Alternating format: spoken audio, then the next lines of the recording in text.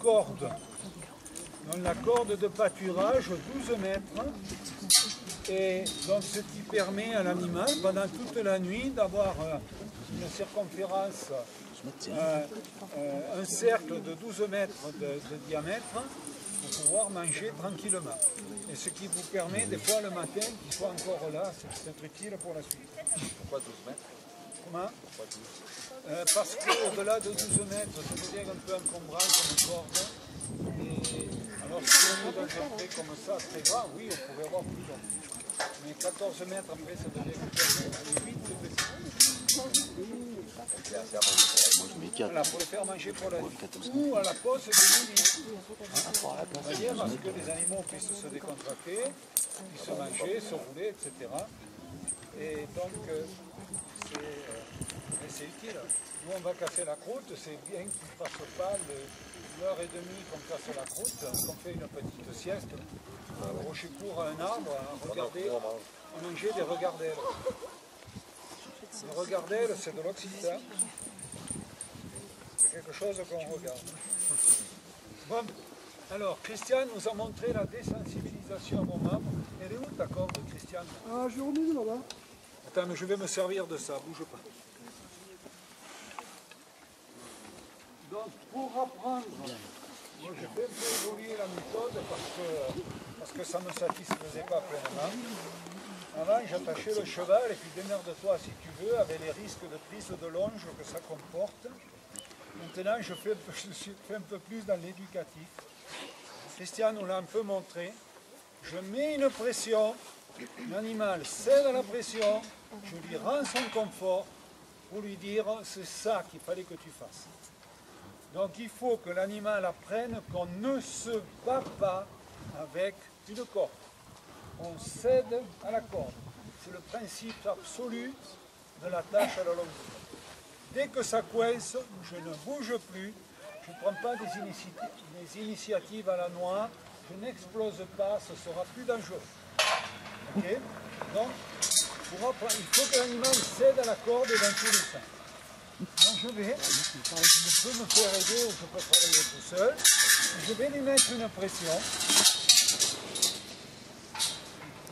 Voilà. Donc, le plus facile, c'est vers l'avant. Donc je lui mets une pression. Ouais, ça t'intéresse la paille. Hein. Voilà. Elle m'a rendu. Elle a cédé à la pression. Je cède de suite. Hein? Je vais tirer un peu sur le côté. Je lui mets une pression. Gentil. Constant. Je ne recule pas. Elle me cède. Je lui rends son confort. Je te l'ai demandé ici. Je ne te l'ai pas demandé sous toi. Voilà. C'est ici. Je le veux ici. Voilà. Ok? Vous me suivez?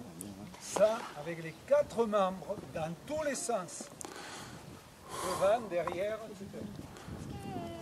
Viens par la bichette. Voilà. Pause, et tu vas voir, ça va se passer tout seul. Ok? On cède à la pression. Ça marche? Ensuite, eh bien, je vais prendre un bout de chaîne, 2 mètres, un peu costaud, un émerillon pour que ça puisse tourner. Je vais mettre ce bracelet.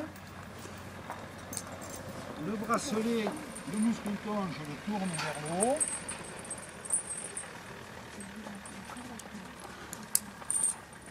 Puis je m'éloigne.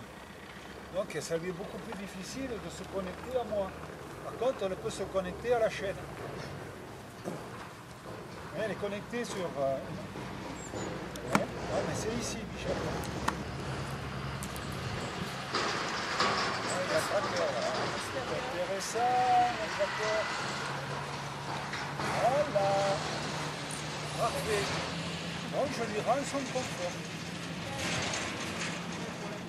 Voilà. Alors, là on est dans un processus éducatif. Je vais me trouver un animal fatigué. Je vais me trouver un arbre, un piquet de clôture costaud. Je vais faire un tour mort.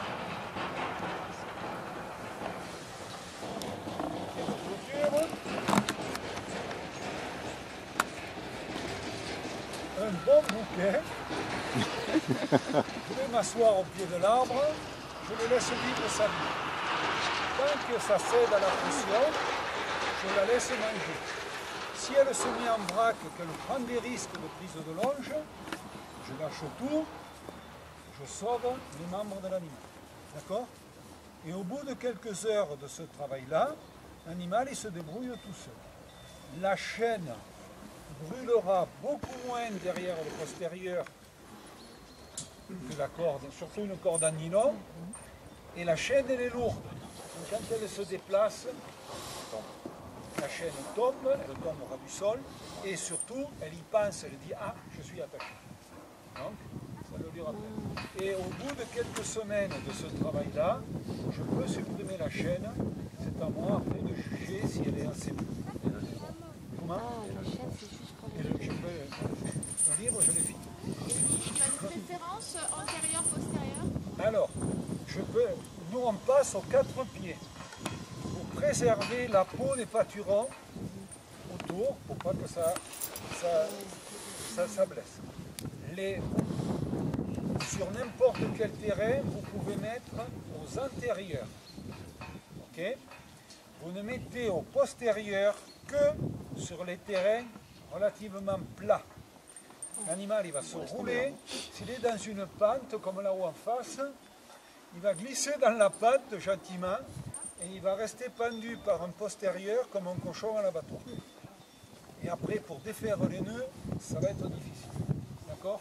Alors que s'il glisse en bout de corde en étant tenu aux antérieurs, il pourra toujours se relever. Okay?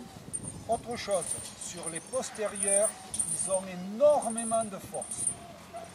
J'ai vu une mule une fois qui se trouvait qu'elle était attachée au postérieur, elle trouvait que les copains étaient un peu trop loin, c'était de la corde d'escalade de 10 mm, c'est quand même assez solide, elle a secoué 2 ou 3 fois, la corde elle a pété. Oui.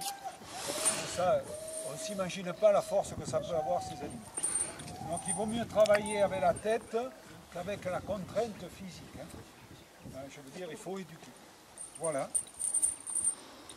Alors, lorsqu'on a affaire à des poulains, puisque nous on a élevé une tripotée de poulains, 6 mois, vous pouvez mettre directement soit en licol, soit en intérieur. Parce que le cerveau est malléable, donc ils apprennent beaucoup plus vite. Les ânes apprennent beaucoup plus vite que les mules, et les mules apprennent plus vite que les chevaux.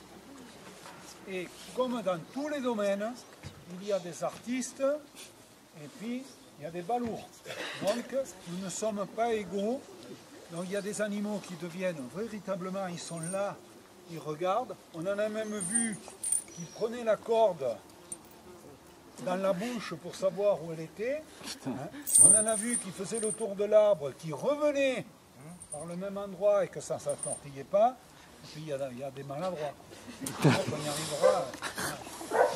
À terme, c'est pour ça qu'il y a des saucissons. Alors, quand il y a de la neige, de la boue ou des mouches, c'est plus facile au licol. C'est beaucoup plus sécurité au pâturon. Quand tu as des arbustes, des buissons bas, tu attaches au licol, la corde est un peu plus haute. Parce que là, au ras de sol, ça va se prendre dans les arbustes. Voilà, donc s'il y avait une règle absolue, ce serait trop facile. Au licol éthologique. Oui, au licol, non, pas nécessairement éthologique. Il faut se méfier là, parce que ça, Ah ouais, c'est pour ça. surtout qu'il y en a des beaucoup plus fins que ça, c'est contraignant. Hein. Il vaut mieux un licol d'écurie avec de la lanière confortable. Parce que là, on est pour du confort, on n'est pas pour du dressage.